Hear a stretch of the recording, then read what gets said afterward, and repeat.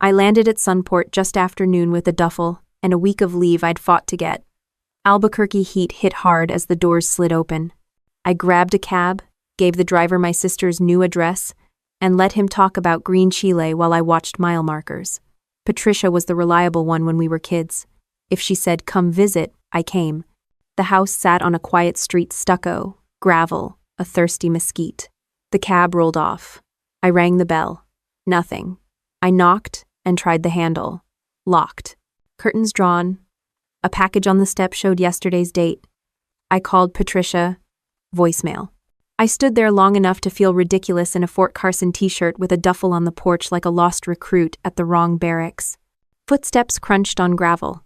A young woman in a maid uniform slipped through the neighbor's side gate, eyes wide, breath short. "Are you Jennifer, Patricia's sister?" "Yeah," I said. "What's going on?" She gripped my forearm. "Don't go inside when they get back. Don't trust her husband. Please. Training says break contact when a stranger grabs you." Her fear stopped me. It wasn't theater. "What's your name?" I asked. "Mariah." She flicked a look at Patricia's door. "He's not what he says. None of this is." "Who's he?" I said, though I knew. Patricia had mentioned the new husband and changed the subject both times. "Travis," she said. "Please listen. They want—" She went still. A V8 rumbled from the corner. A black SUV turned onto the street. "They're back." She shoved a folded slip into my palm. "Hide it. Smile," she whispered, and slipped through the neighbor's gate like nothing had happened. The SUV pulled in. The driver got out mid-40s, Jim Strong, expensive sunglasses, easy grin. "You must be Jenny," he said. "Travis. Great to finally meet the famous sister." The passenger door opened. Patricia stepped out in a sundress, smile a little too bright. She hugged me tight. She felt thinner than I remembered. "You made it," she said. "Flight was easy," I said. "You change your number again?" "Long story," she said. "Come on in." Inside smelled like lemon cleaner and new carpet. Living room staged like a catalog. A wedding photo of Patricia and Travis sat centered on a console. Travis hauled my duffel upstairs like it weighed nothing. I kept the paper folded tight in my hand. "Guest room's this way," he said. "We've had it ready all week." He lingered like a concierge. "You good?" "Good," I said. "Give me 5 to wash up." I locked the bathroom, turned on the faucet, and unfolded the note. 2 lines. Cramped print. "Don't trust him. He's using Patricia. Ask about Desert Ridge." I read it twice, folded it, slid it under my boot insole, and looked in the mirror. Sun already catching my nose. Kevlar line faint on my jaw. Not 19 anymore. Good. Downstairs, Patricia poured iced tea and set out grapes like she was hosting a segment. "You look good," she said, watching my eyes too closely. "How long can you stay?" "A week, maybe more," I said. Travis sat across from me, forearms on the table so I could see the watch and the veins. He asked about Fort Carson, deployments, and if rank changes much at the commissary. He knew enough to sound informed, not enough to sound like he'd lived it. He laughed at his own jokes on a delay. Patricia jumped in with HOA gripes and a new coffee place. When I asked about work, she pivoted. When I asked how they met, Travis answered for her. "I do construction," he said. "Small outfit. City's growing if you know where to look. Sometimes we bid federal. Paperwork's a maze." "What's the company?" I asked. "Garrison Build Partners," he said. "We partner with others when needed." His look sharpened. "You ever think about life after the army? Stability's underrated." "Hasn't killed me yet," I said. He smiled without his eyes. "It'll catch up. Investments beat paychecks." Depends who's investing," I said. He checked his watch. "We'll take you to a place with live music tonight. Patricia loves it." "Sounds good," I said. "Mind if I walk a bit? Shake off the flight." "Stay hydrated," he said, like he issued water discipline. "Sun sneaks up." I walked to the corner and back, noting cars, plates, open sightlines. The neighbor's gate was closed. No one stared. Back inside, Patricia handed me a spare key on a cactus keychain. "In case we miss you," she said fast. "You okay?" I asked, low. "I'm fine," she said, eyes sliding away. "New house, new routines." "New husband," I said. She gave a soft laugh. That too. We ran an errand for paper towels and milk. Travis drove and narrated the growth of Albuquerque like he'd invented it. Patricia sat in front, phone in her lap, scrolling nothing. From the back seat, I watched how they moved. Couples have rhythms. Theirs felt called out by a coach. She flinched when he reached for the radio. He glanced at her whenever my name came up, like calibrating. Back home, the tour.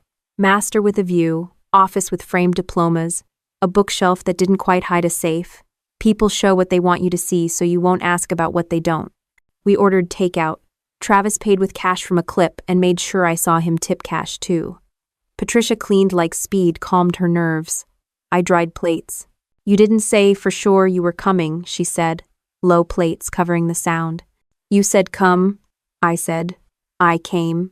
I'm glad, she said. And it was true.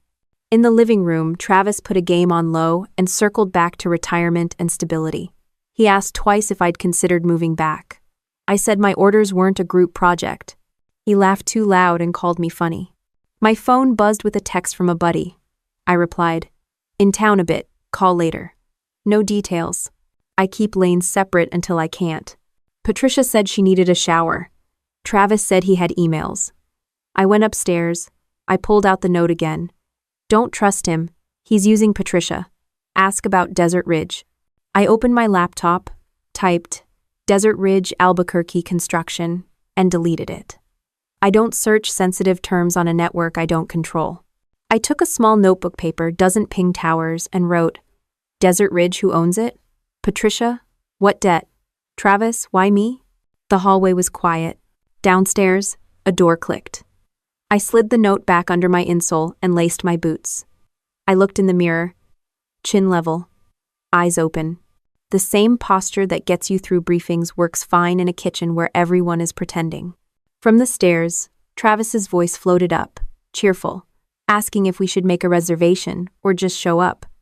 Patricia said either was fine, voice trying to sound normal.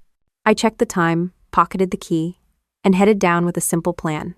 Smile, listen, and ask Patricia one clear question the first moment we were alone. The restaurant Travis picked had string lights draped across a patio and a band playing cover songs for tips. He acted like the mayor, shaking hands with the host, telling the bartender he'd bring the whole family next week. Patricia smiled politely and nodded at everything he said, the way people nod when they're afraid not to. I kept my jacket on even though the desert night was warm. A folded napkin in the pocket carried that weight of the note under my insole, and I wasn't about to let my guard down. The server came by, asked about drinks. Travis ordered a bottle of wine, mid-range, but loud enough so the table next to us could hear he knew what he was ordering. Patricia asked for water. I stuck with a beer, the kind you can nurse for an hour without anyone noticing. The food arrived: fast steak for Travis, grilled chicken for Patricia, burger for me. He launched into a monologue about his company's latest contract, a big renovation, near Desert Ridge Mall. The name hit me like a slap. I lifted the beer, hid my expression, and let him keep talking. He threw around terms like partnerships, federal paperwork, big numbers, but there was nothing solid in his story. So Jenny, he said, slicing his steak like it had personally insulted him, you ever think about investing your retirement? Soldiers get a decent pension, right? Beats scraping by. I'm still in, I said. Retirement's not my daily worry. Planning ahead never hurt anyone, he said with that salesman's smile. Especially with family involved. Patricia coughed lightly, sipped her water, and looked anywhere but at me. That was enough to tell me the subject had been rehearsed before. He wanted me involved, and she was too scared to push back. I changed the subject, asked Patricia about her work, about her old art projects she used to do when we were kids. She said she hadn't had time lately. Travis cut in. She helps me with paperwork. She's good with numbers. He put his hand on her arm like a reminder, not affection. The band shifted into an old Eagles song. Travis tapped the table with his knife. This is the life, huh? Drinks, music, no stress. Better than all that army discipline. I leaned back. Discipline keeps people alive. He grinned. Out here, money keeps people alive. The words hung heavier than the music. Patricia's eyes flicked to me for just a second, like she was silently asking me to drop it. I finished my beer and let the band fill the silence. When the bill came, Travis threw cash on the tray with a flourish. Outside, the night was quieter. We walked to the SUV. Travis unlocked it, but before climbing in, he lit a cigarette and stared down the street like he was expecting someone. Patricia slid into the passenger seat, shoulders tense. I climbed in the back, watching his reflection in the side mirror. On the way home, he kept talking about Albuquerque's growth, real estate, money flowing in from everywhere. It sounded like a sales pitch directed at me, but Patricia's silence screamed louder. Back at the house, she said she was tired and headed upstairs. Travis lingered in the kitchen, offered me a nightcap. I declined. He poured one anyway and leaned against the counter. "You know," he said, lowering his voice, "Patricia talks about you all the time. Says you were the strong one, the protector." He smirked. Funny how life turns out. She needed someone to protect her finances too. Lucky I showed up. I didn't answer. I just looked at the clock, then at him. He grinned like he'd scored a point. Upstairs, Patricia's door was closed. I went into the guest room, shut my door, and sat on the bed. The house was too quiet. Out of habit, I checked my phone signal good, battery full. I opened my notebook and wrote down Desert Ridge in block letters, underlined it twice. I stretched out, boots still on, listening. The house creaked in the way houses do when people are moving around quietly. From the floor below, faint voices rose and fell. Travis's tone was low, commanding. Patricia's was sharper, defensive. A drawer slammed. I sat up, ears straining. Her voice spiked, then dropped fast, like she'd caught herself. His reply was quieter but carried that edge I'd heard in mess halls before fights. A long silence followed, broken by the clink of glass. I stayed still until the voices died. My mind replayed Mariah's warning, her grip on my arm, her words, "Don't trust her husband." The note under my insole burned like a hot coal. The next morning, sunlight hit the blinds too early. I splashed water on my face and headed downstairs. Travis was already in the kitchen, coffee in hand, gym shorts on like he'd been up running. Patricia sat at the table, smiling too brightly, pancakes stacked in front of her. "Morning, sis," she said. "Hungry?"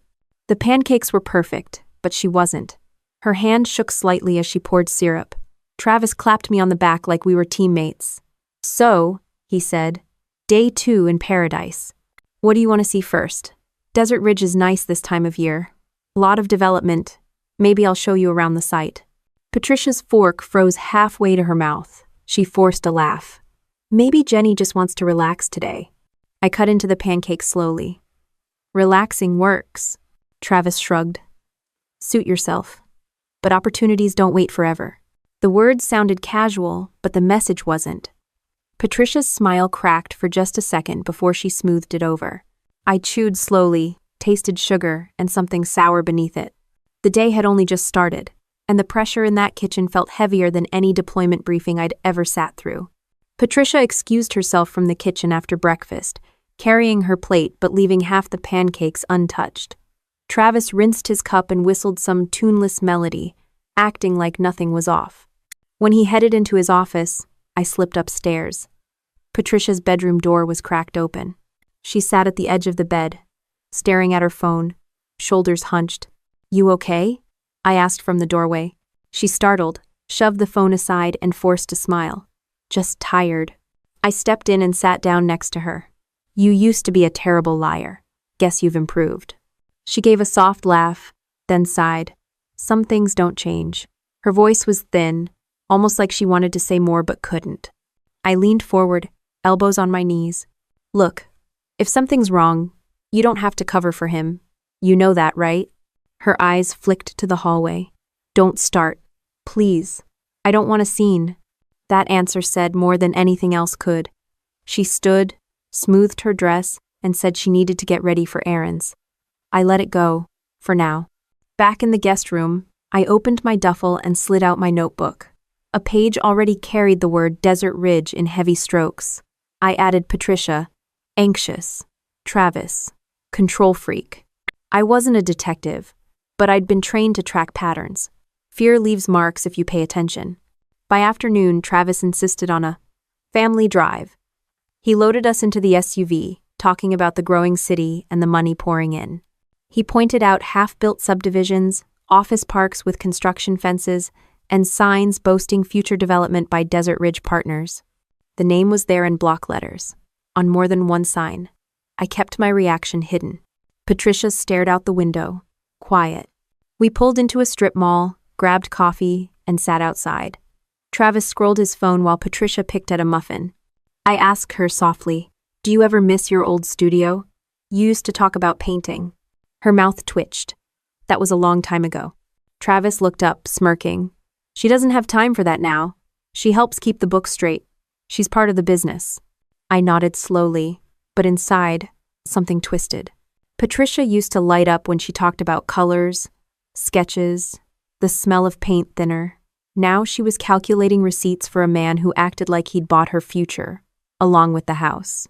That night, the house carried a strange energy. Dinner was salmon and roasted vegetables. Travis poured wine, kept asking about my career, hinting again about long-term planning. Patricia barely spoke.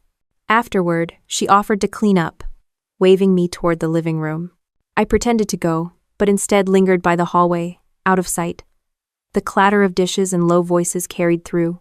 "You can't keep pressing her," Patricia whispered sharply. "She needs to understand," Travis replied. His voice was low, measured, the tone of someone who enjoyed control. "She's valuable. We can use her connections. She trusts you. Don't make this harder." There was silence, then a quick exhale from Patricia. "She's my sister. I won't." "You will," he cut in. "Because if you don't, everything we've built comes down. You want that?" The room went quiet again, only water running in the sink. I backed away, careful not to let the floor creak. My pulse drummed in my ears. In the guest room, I sat on the bed, remembering things I hadn't thought of in years.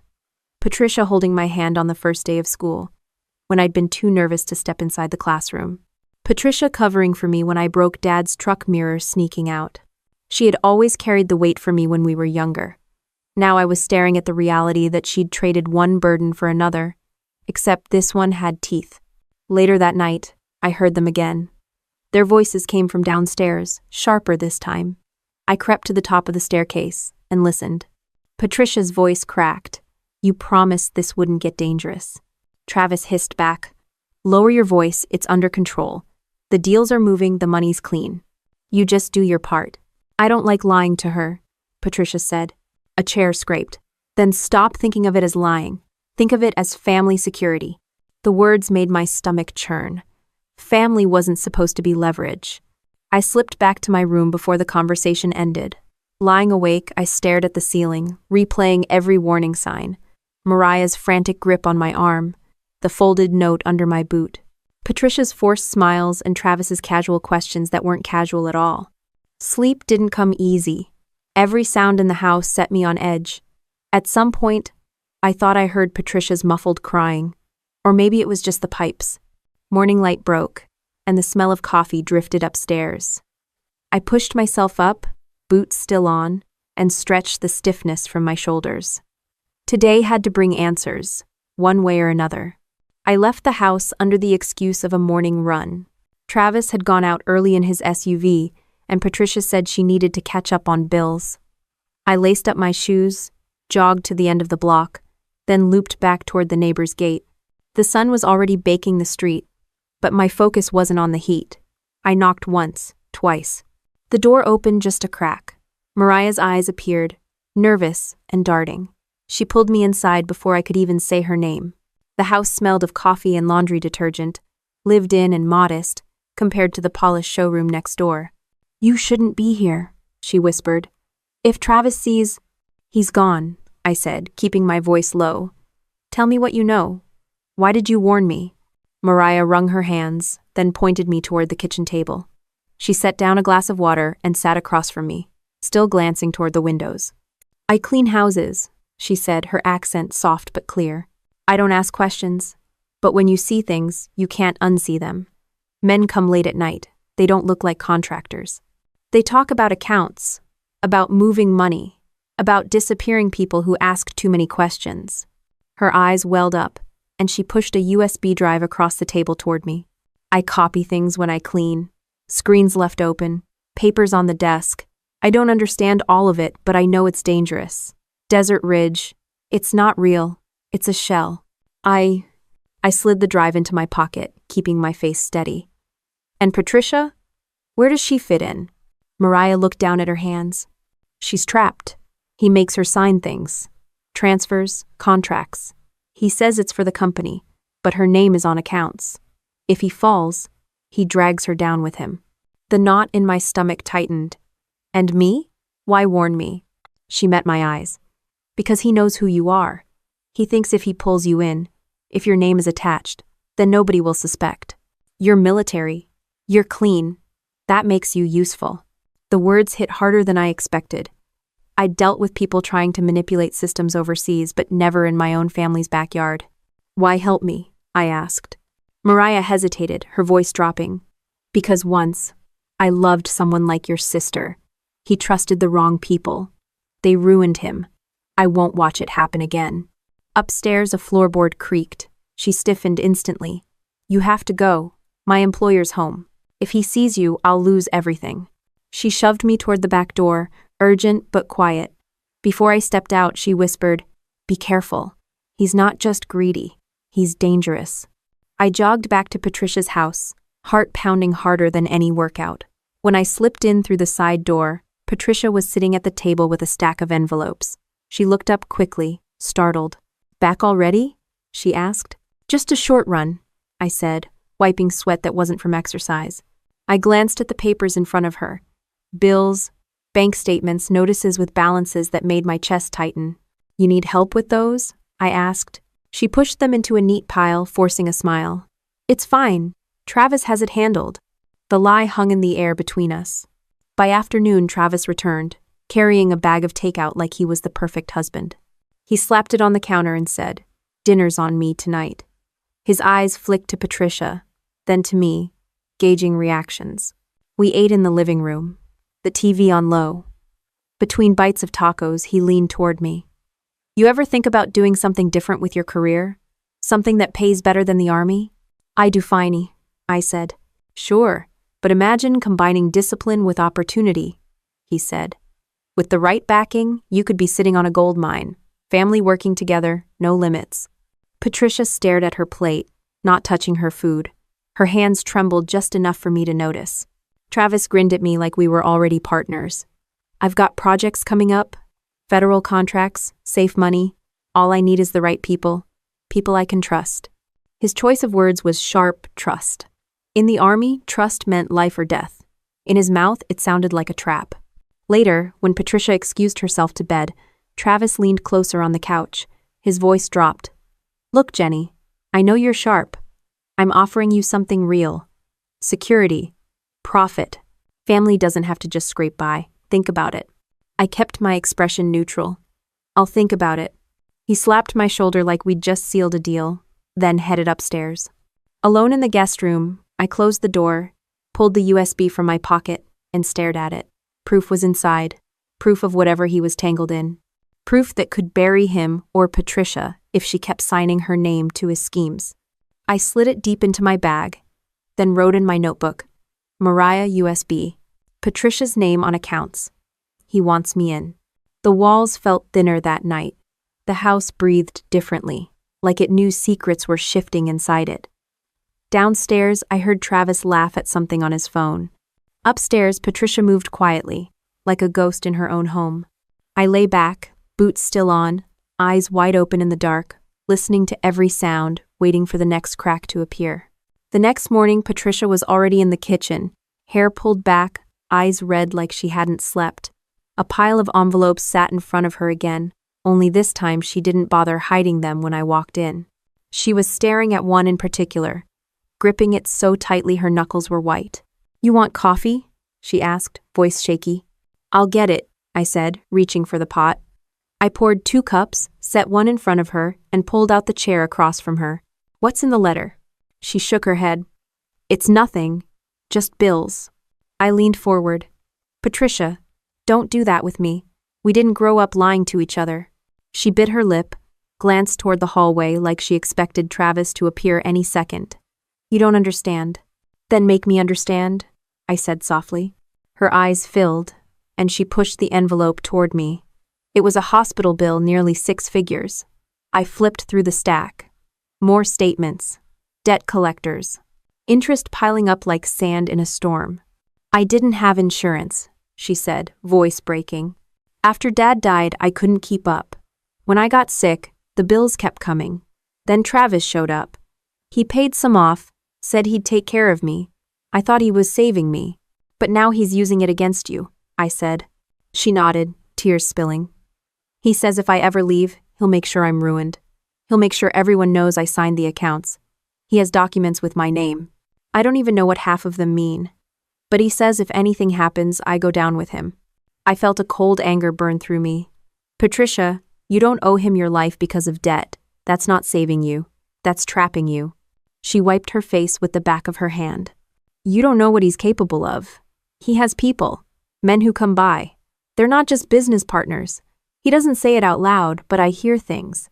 They talk about shipments, about cash. If I cross him, he'll bury me. I wanted to tell her I could handle it, that I'd seen worse overseas, but this wasn't a war zone with clear uniforms and rules of engagement.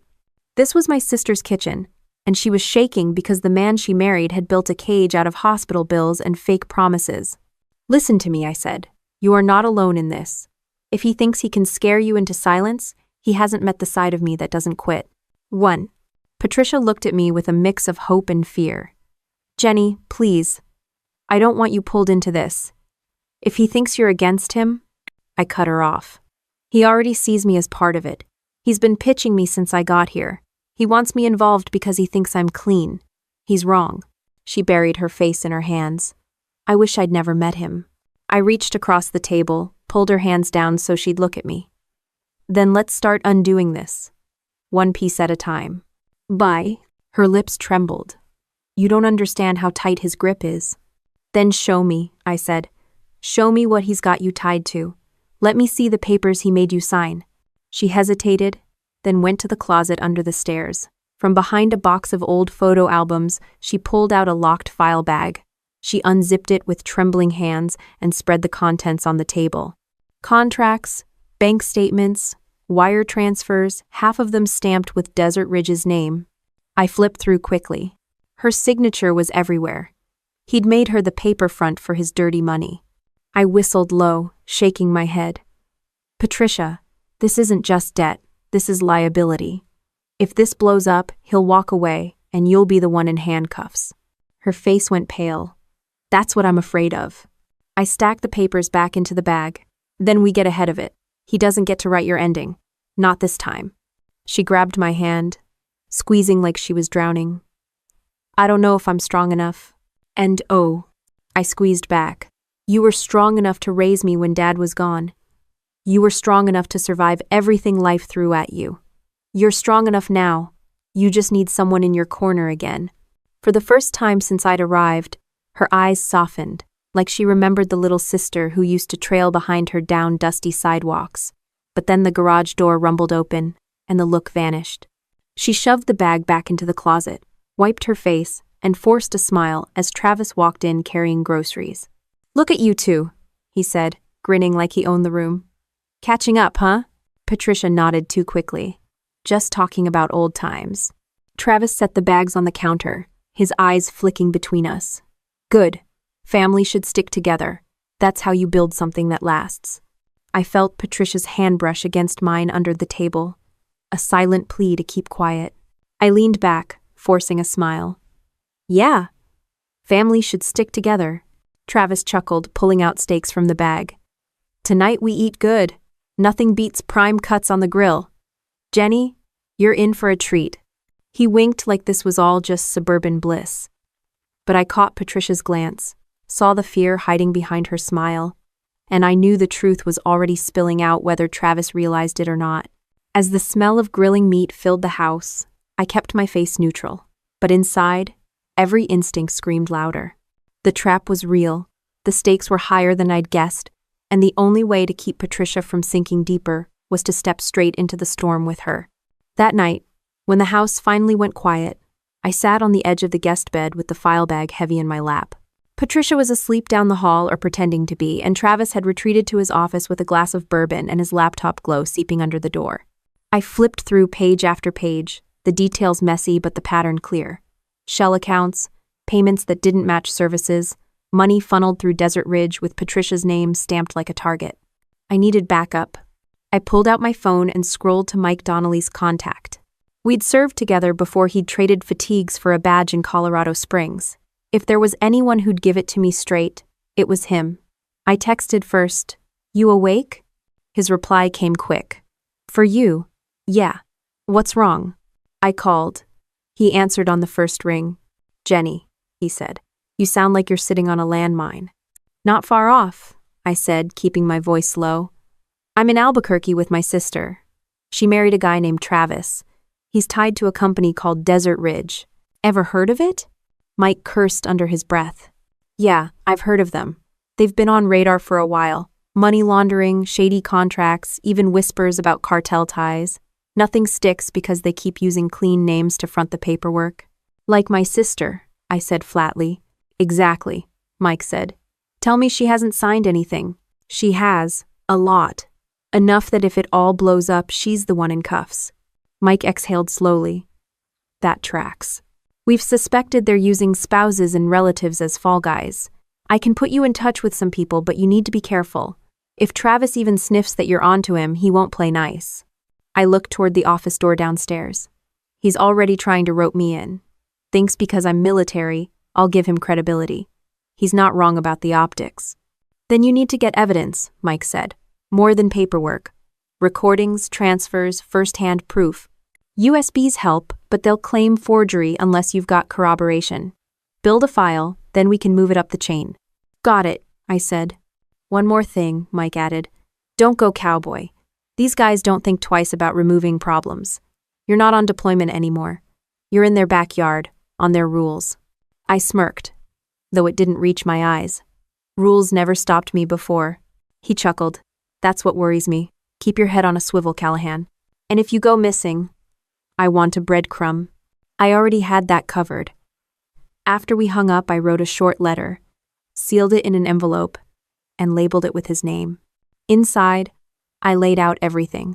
Desert Ridge, Travis, the file bag, Patricia's situation, even the note Mariah had given me. I tucked the envelope into my duffel, hidden under the lining, planning to mail a copy in the morning if I got the chance. By the time I closed my eyes, the clock read past 2. Sleep was shallow, broken by every creak of the house. At some point, I thought I heard Patricia's door open, her soft footsteps pacing the hall, then retreating. Morning came with the smell of bacon. Travis stood at the stove, spatula in hand, wearing a grin too wide for the hour. "Look at this," he said, like he was hosting a cooking show. "Family breakfast, that's how we keep strong." Patricia set plates, her smile stiff. I sat down, watching Travis flip bacon with the ease of a man who thought control extended to every detail. "So, Jenny," he said, sliding eggs onto my plate, "talk to your army friends lately? I bet they'd love a piece of what we're building here." I forced a casual shrug. "We mostly talk about football and busted knees." He laughed. "Well, when you're ready for real conversations, you know where to find me." Patricia's fork scraped her plate. She didn't look up. After breakfast, Travis announced he had meetings, left in his SUV, and the air in the house shifted like someone had opened a window. Patricia sat across from me, staring at her untouched food. "You were on the phone last night," she said quietly. "I heard you." I met her eyes. I called Mike. "Old army buddy. He's a cop now. He knows about Desert Ridge." Her hands trembled. "You shouldn't have if Travis finds out." "Then he finds out," I cut in. "Patricia, you're drowning, and he's the one holding your head under. We can't play defense anymore. We need to push back." Tears welled in her eyes, but she nodded faintly. "What do we do?" I leaned in. "We gather everything. Every contract, every conversation, every slip he makes. We build enough that no one can ignore it. And we make sure if anything happens to me or to you that evidence doesn't disappear." Her lip trembled, but she reached across the table and gripped my hand. "I don't want to lose you, too." "You won't," I said firmly. The garage door rumbled. She snatched her hand back, wiped her face, and stood to clear plates. Travis walked in, all smiles, holding a box of new tools like it was Christmas. "Thought I'd get some work done around the house," he said. "Patricia, you'll love what I've got planned for the backyard." He glanced at me, eyes narrowing just slightly, like he was testing for cracks. "Jenny, maybe you can help me later. Military discipline's good for more than just salutes." I gave him a polite smile. "Sure. Just say when." As he disappeared into the garage, Patricia whispered without turning her head, "Be careful." Her warning echoed louder than the sound of tools hitting the workbench. I tucked it away, along with Mike's advice, knowing the next move wasn't about patience anymore. It was about setting the trap before Travis realized one was already closing around him. The heat in Albuquerque carried through the late afternoon as Travis called me out back. He was leaning on the fence, sleeves rolled up, a beer sweating in his hand. His eyes tracked me like a drill sergeant deciding how far to push a recruit. "Jenny," he said, tilting his head toward the patio table. "Sit with me. Let's have a little chat." I sat, keeping my posture relaxed even though every muscle was coiled. He grinned, but it was the kind of grin that showed too many teeth. "You've been here a few days, and I get the feeling you're still sizing me up. That military thing, huh? Always watching, always analyzing." I shrugged. "Force of habit." He took a slow sip of beer. "Habit can be good, but it can also make you miss opportunities." That's what I wanted to talk about. Opportunity. He leaned forward, lowering his voice like we were co-conspirators. "You've got credibility, service record, respect. People listen to you. Combine that with what I've built, and we could really expand this family operation." My lips twitched into something between a smirk and a sneer. "You mean laundering money and hiding assets?" His grin didn't falter. "That's a pretty rough way to phrase it. I'd say diversifying income streams. Look, I know you're loyal to your sister. I respect that. But loyalty and money don't have to fight each other. You could have both." I leaned back, arms crossed. "You trying to buy me?" Travis chuckled. "Not buy. Invite. You've given your life to the army. What's it given you back? A pension check and bad knees? You can keep living by the book while people like me write the book." The smugness in his tone hit me harder than the beer stench on his breath. He wanted me to fold, to take his offer like it was a gift instead of a leash. "What about Patricia?" I asked. He waved it off. "She's fine. Comfortable. Better off than she's ever been. Don't let her whining fool you she likes this life. She likes what I give her." The way he said it made my jaw clench. My sister wasn't a prize he handed down from a shelf. "You're wrong about her," I said evenly. He studied me for a long moment. "Maybe. But you know what I'm not wrong about? You. You're a soldier without a war, and I'm giving you one. A war you can win with money instead of bullets." His words hung there, heavy, designed to lure me. But I'd been trained to recognize manipulation, and Travis was using every tactic in the book: flattery, promises, subtle threats. I stood. "I'll think about it." He smirked. "That's all I ask." Inside, Patricia was folding laundry at the kitchen table. Her eyes flicked up when she saw me, searching my face for answers. I shook my head slightly, and she went back to her work, shoulders stiff. That night, I couldn't shake the conversation. The arrogance in his voice, the way he assumed I could be turned. It wasn't just about money. Travis wanted dominance. He wanted to prove he could bend me, the military sister, the one person Patricia still trusted. I needed proof, but I also needed to keep him talking. Predators reveal themselves when they think they've got you on the hook. The next day, he tested me again. Over lunch, he brought up investments, flipping his laptop around to show charts and numbers that looked impressive until you scratched the surface. "You help me bring in investors," he said. "Use your credibility. Veterans, community leaders, whoever you know. I'll make sure they see returns. That makes you look like a hero, and it builds our brand." "Your brand," I corrected. "Our brand," he shot back. "You and me. Family." Patricia sat silent through the pitch, her fork moving salad around her plate but never lifting it to her mouth. I caught her eye and saw fear swimming just under the surface. I let him ramble, nodding at the right times, feigning interest. The more rope I gave him, the more he'd hang himself. Later, he pulled me aside again, his tone darker. "You should know something, Jenny. I don't like people snooping around. I've had issues before, people thinking they could cross me. They don't last long. Just keep that in mind while you're staying under my roof. It was a warning, plain and simple. I met his stare without flinching. Duly noted. He smiled, but his eyes didn't. That night, Patricia knocked on my door after Travis had gone to bed. She stepped inside, her face pale. "He's pushing you, isn't he?" she whispered. I nodded. "He thinks I'll play along." Her hands twisted together. "Don't. Please. Once you're in, there's no way out." "I know. He did the same thing to me. First it was just signing papers, then it was taking calls, then pretending in front of people. And now..." Her voice broke. I put a hand on her shoulder. "You don't have to explain. I've seen enough." Tears slipped down her cheeks. "I feel like I'm losing myself, like I'm just his extension." I squeezed her shoulder. "Not anymore. I won't let him break you." She shook her head. "You don't understand. He has people, not just business partners, dangerous people. If he thinks you're against him, then we don't let him think it." I cut in. "We play along until we've got what we need. Then we cut him off at the knees." "Hi." Patricia's eyes searched mine, like she wanted to believe it was possible. Finally, she whispered, "Be careful." The next morning, Travis greeted me with his usual too-wide smile. "Jenny, I've been thinking. You should come to one of our meetings. Meet some of the people I work with. It'll give you a better idea of what I'm talking about." It was a test, maybe even a setup. But I nodded. "Sure.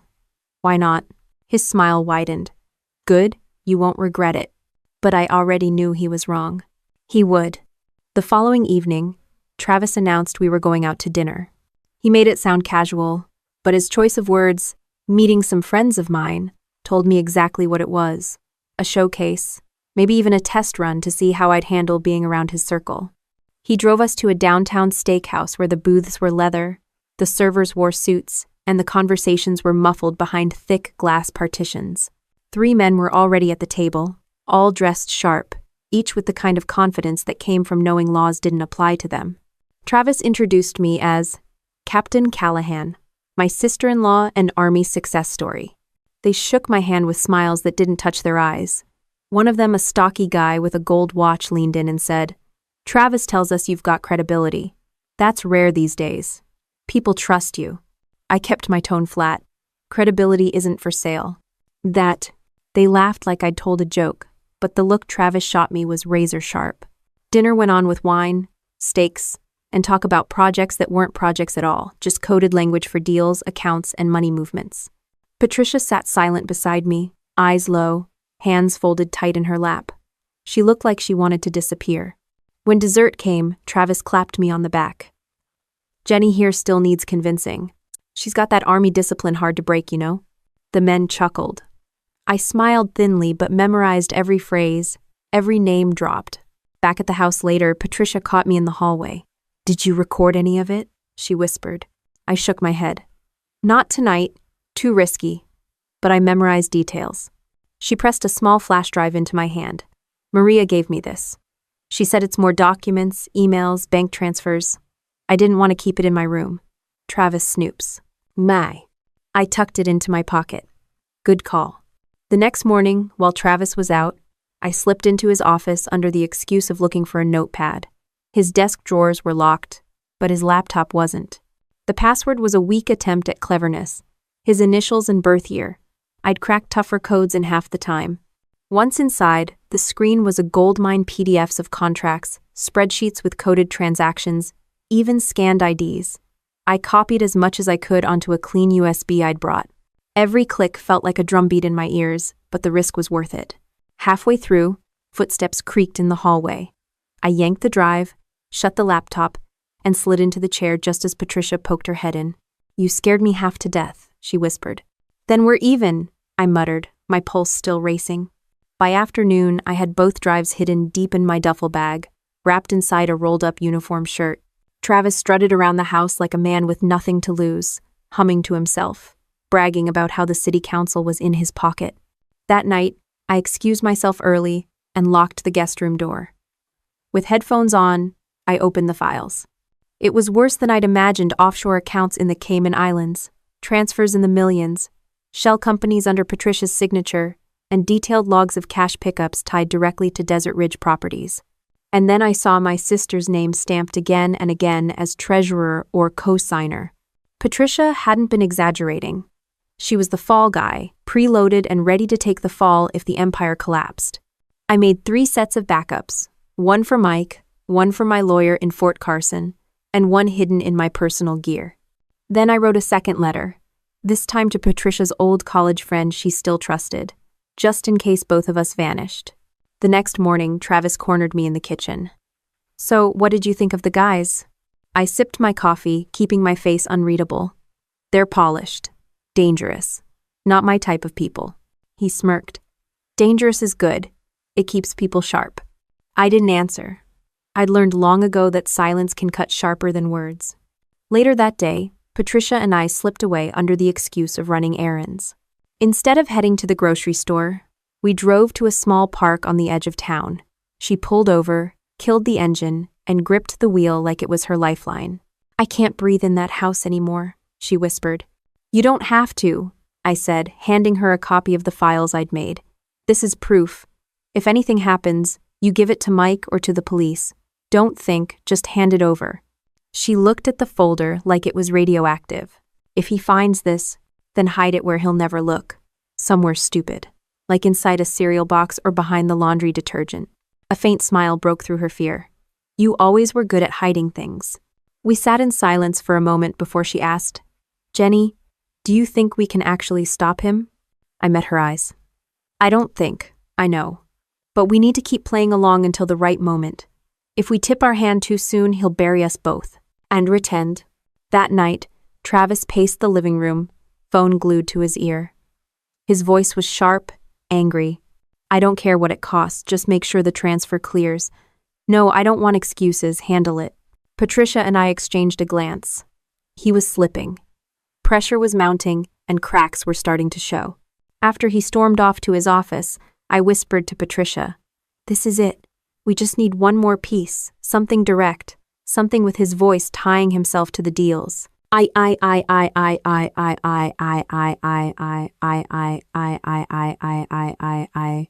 nodded, her hands trembling as she clutched her glass of water.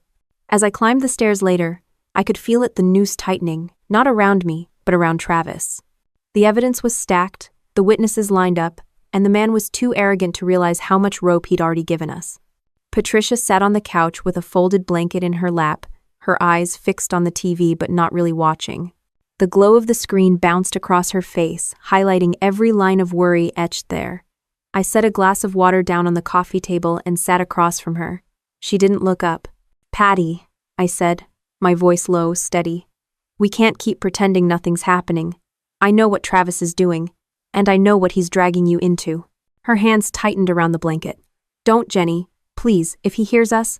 "He's in his office," I cut in. "Door closed, music on, he won't hear. You need to be honest with me. All of it." She finally turned her head, eyes wide and wet. "You think I wanted this? You think I asked for it? He promised to take care of me. He promised we'd be safe. After Mom and Dad's medical bills, after everything fell apart, I thought I deserved a little peace." I leaned forward. "And instead, you got a prison." Patricia's lip trembled. I signed papers I didn't understand. At first, it was small things, tax forms, contracts. He said it was just part of his business. Then bigger ones. He told me if I didn't, creditors would come after us, that we'd lose the house. I believed him. And now, she broke off, her voice cracking. I slid a folder across the table.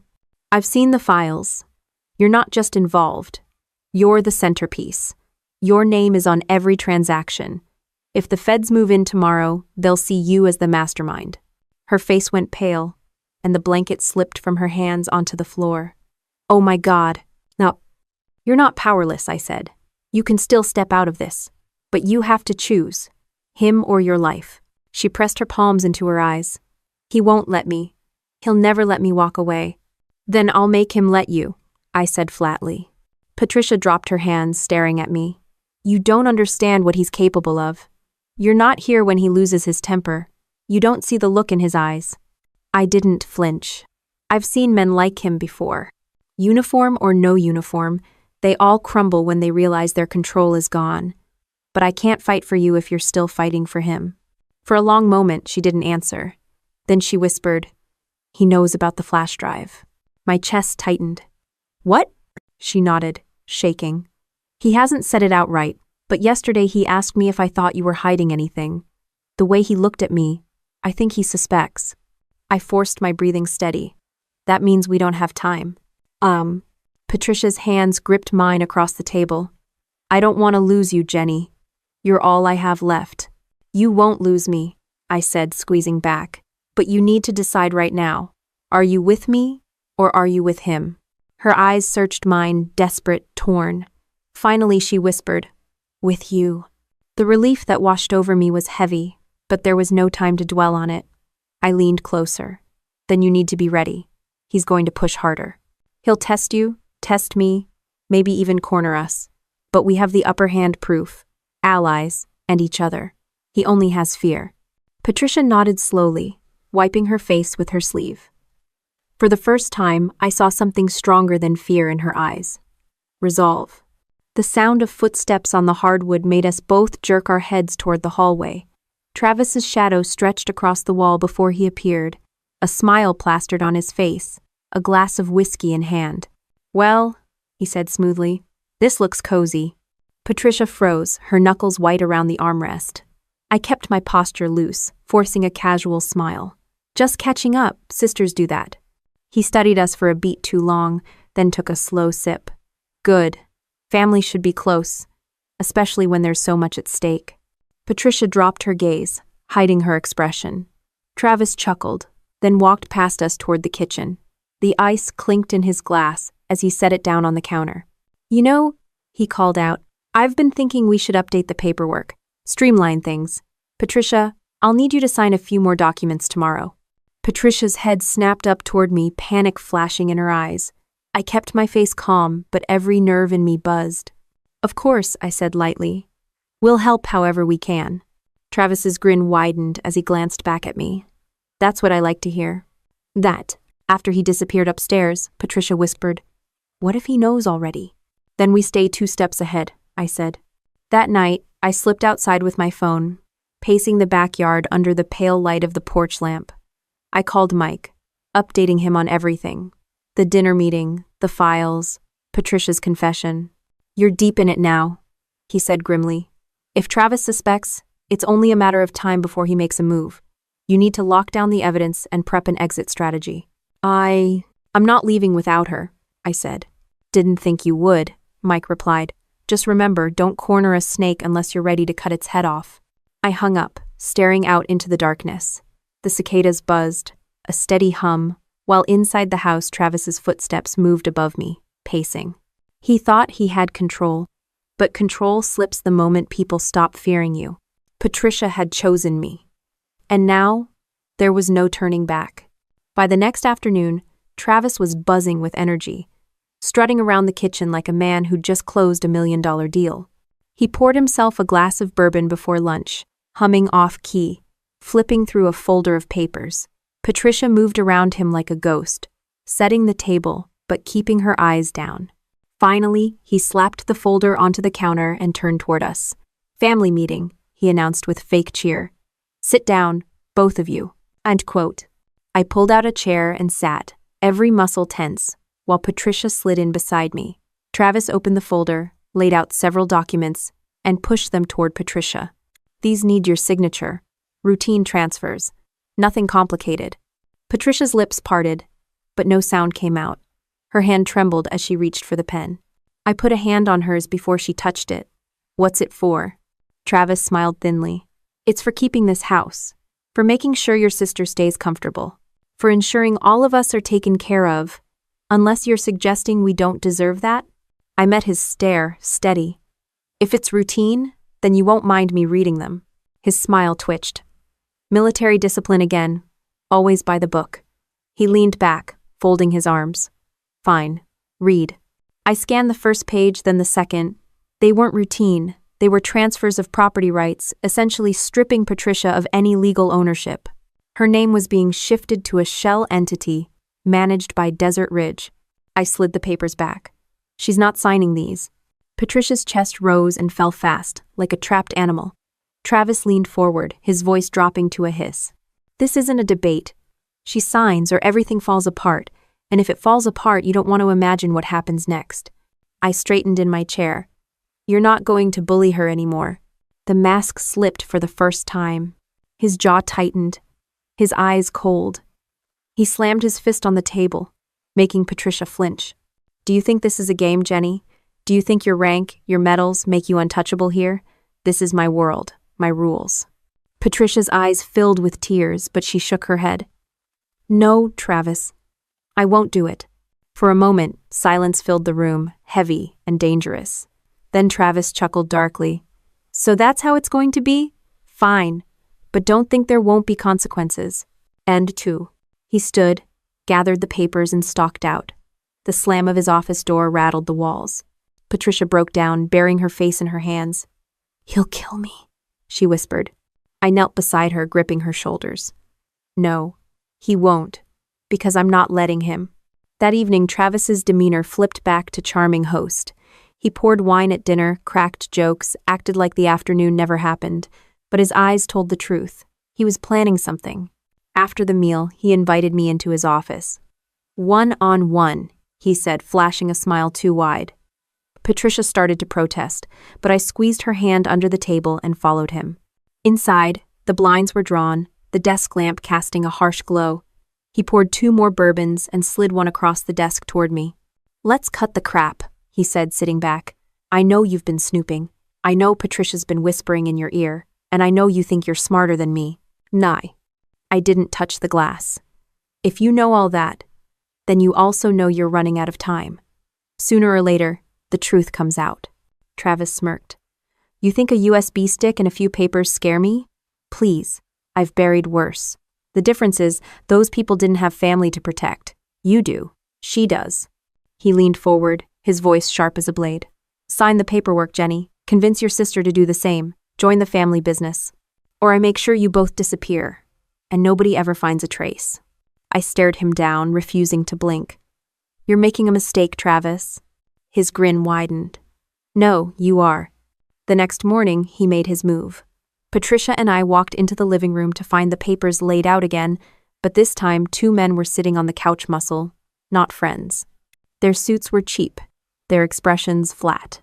Travis stood by the fireplace, sipping coffee like it was just another day. Ladies, he said smoothly, let's try this again. Sign the documents and we all walk away smiling.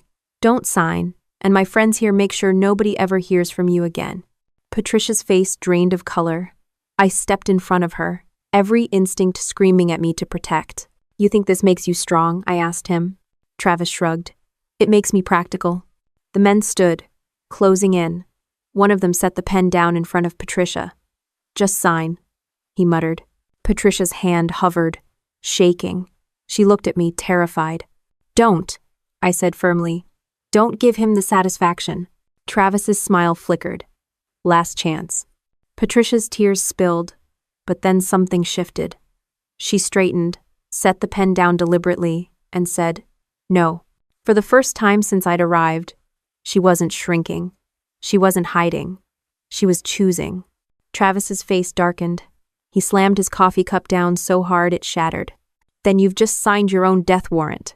The men stepped closer, but I was already moving, grabbing the nearest chair and shoving it between us. Patricia scrambled back, her fear giving way to something fiercer defiance. The room erupted in chaos. Glass crunching underfoot, furniture toppling. Travis barked orders, but he'd lost the one thing that made him untouchable: Patricia's obedience.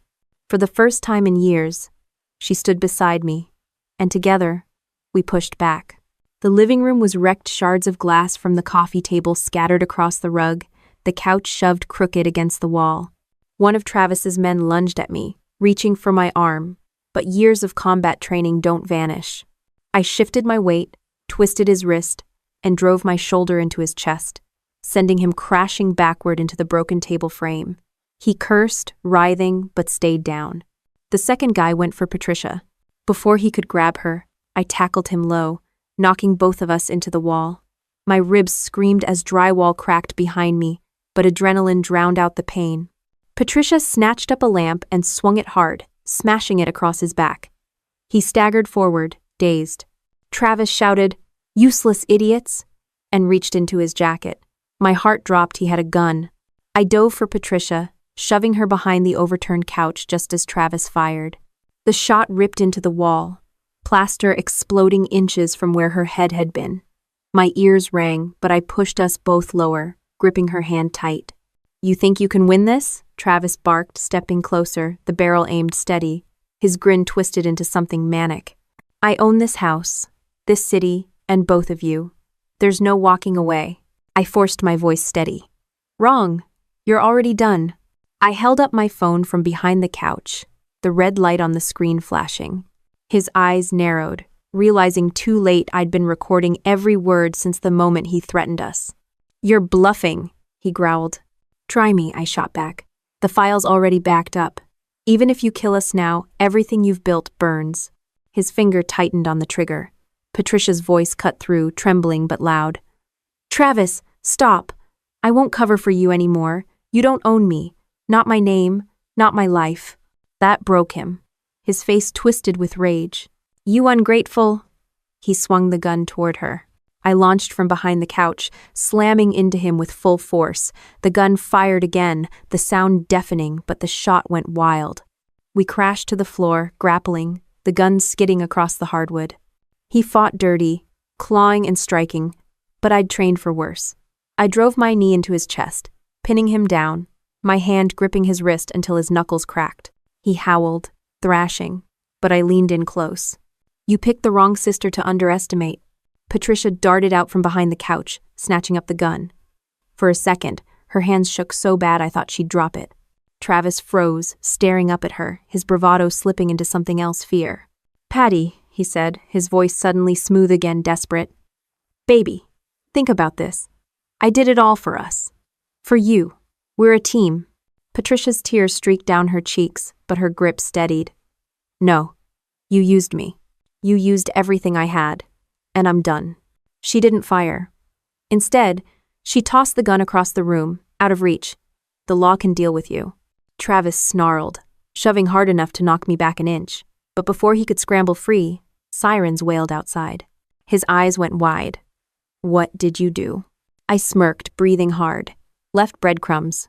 The front door burst open, and uniformed officers stormed in with guns drawn. "Hands where we can see them!" one shouted. Travis stiffened, then raised his arms, fury etched across his face. "This is a mistake. I'll bury you all." The officers moved fast, cuffing him while his men groaned on the floor, too battered to resist. One detective stepped forward, eyes sharp.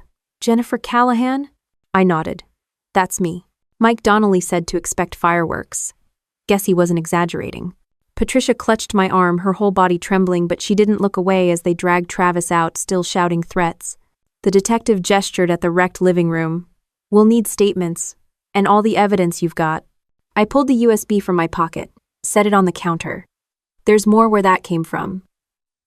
Copies in 3 places, enough to shut Desert Ridge down." He picked it up carefully. "Good, because from the look of it, this whole operation's been rotting for a long time, and you two just lit the fuse." As the officers hauled the men out, the house finally fell quiet. Patricia sank onto the couch, burying her face in her hands. I sat beside her, wrapping an arm around her shoulders. "It's over," I said softly. Her voice cracked. "Is it? Or will he find a way back?" I squeezed tighter. "Not this time. We've got proof. We've got witnesses. He's not walking out of this." She lifted her head, her eyes red but clear. I thought I'd never get free.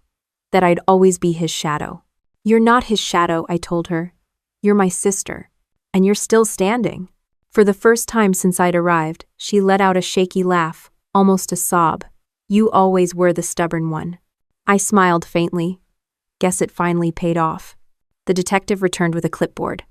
"We'll need you both down at the station tomorrow for formal interviews. Tonight, though, you're free to rest." "Rest sounds good," I muttered, glancing at Patricia. She nodded weakly, leaning into me. The officers filed out, the last squad car pulling away with Travis in the back seat. The house was a mess, but for the first time it wasn't filled with his shadow. I looked around at the broken glass, the overturned furniture, the cracks in the wall. It wasn't just wreckage. It was proof of a fight finally taken back. Patricia whispered, "Thank you, Jenny, for not giving up on me." I kissed her forehead. Family doesn't give up. Not ever. End of 4. The night settled heavy around us, but instead of dread, it carried something else: relief. Travis had thought fear would keep us in chains. He'd never understood that family, once united, can break any chain laid against it. Morning sunlight spilled across the wreckage of the living room, catching every shard of glass like little reminders of what we'd survived. Patricia sat at the table with a mug of coffee, her hands steady for the first time in days.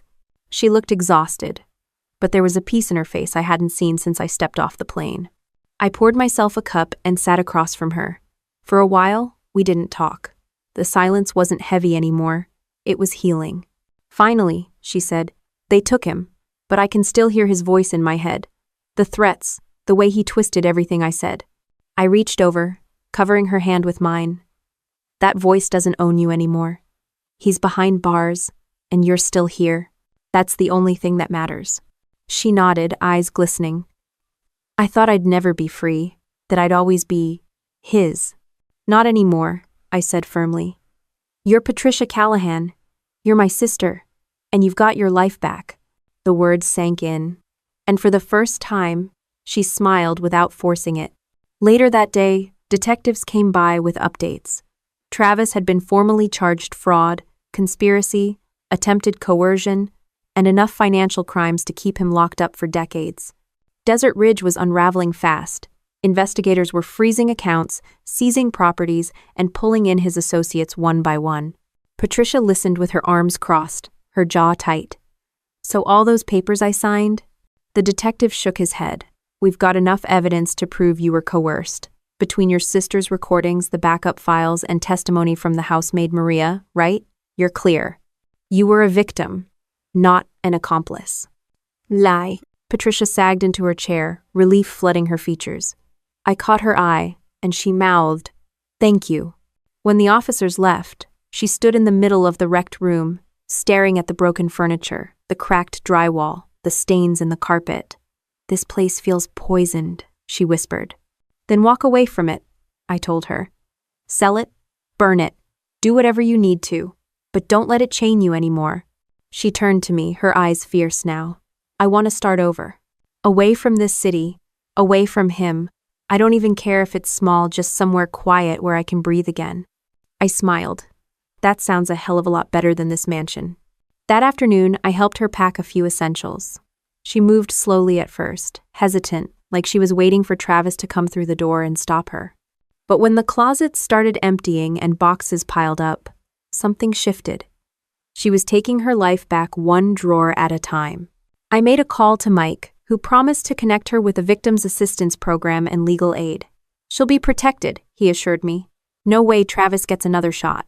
When I told Patricia, she burst into tears, hugging me tight. "I don't deserve this, not after everything I ignored." I held her close. "Yes, you do. You made mistakes, but so did I. I should have seen it sooner, should have come earlier. But none of that matters now. What matters is you're free." End quote. That evening, we sat on the porch with takeout boxes on our laps, watching the sky fade into shades of orange and purple. Patricia leaned back in her chair, chewing quietly, then said, "Do you ever regret it? The army? All the sacrifices?" I thought about it. The deployments, the years lost, the injuries that still ached when the weather changed. Sometimes. But not the people I served with. Not the loyalty. That's what got me through everything. Loyalty's what brought me here. End quote. She smiled faintly.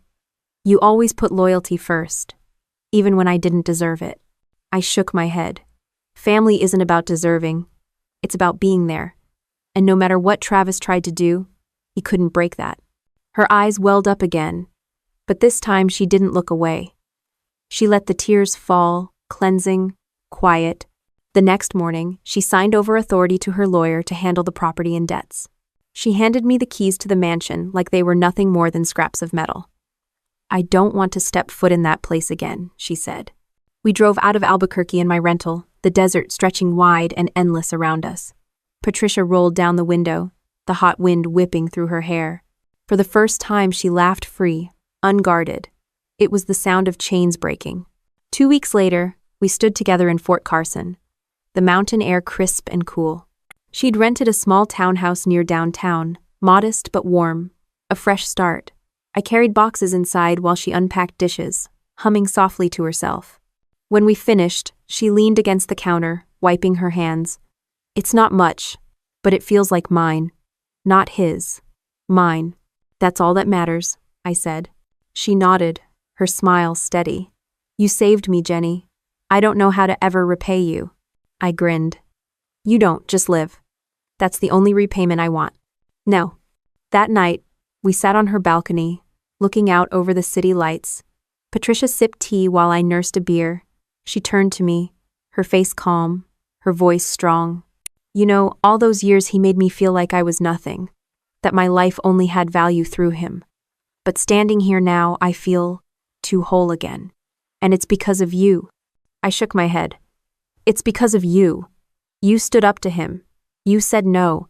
You took back your life. I just stood by you, like you always stood by me when we were kids. She laughed softly. I guess we're even now.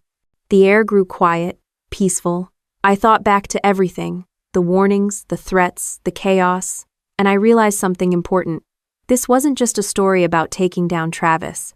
It was about proving that loyalty, real loyalty, isn't bought or bullied.